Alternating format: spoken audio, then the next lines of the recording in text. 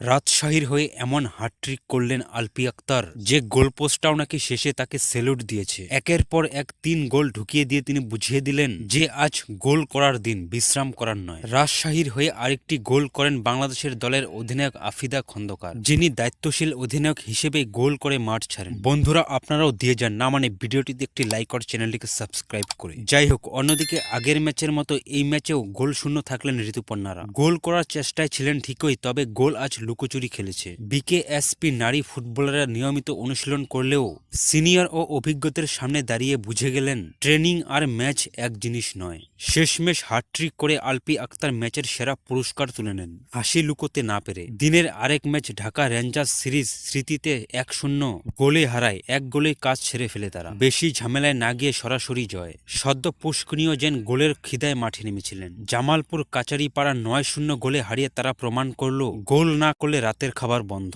আমি 5-1 গোলে অনাসার ভিটিপিকে হারিয়ে মাঠ ছাড়ে শৃঙ্খলার সঙ্গে জয় নিয়ে। আর দিনের প্রথম ম্যাচে পুলিশ 15-0 গোলে গত আসরের চ্যাম্পিয়ন নাসরিনকে হারিয়ে এমন কাণ্ড ঘটায় যে নাসরিনরা এখনো গোল শুনে শেষ করতে পারেন। সর্বশেষ সাগরিকা 5 গোল করে ম্যাচের সেরা হন। শোনা যাচ্ছে গোল পোস্ট নাকি তাকে এখন খুঁজছে, আরও আসবে ভেবে।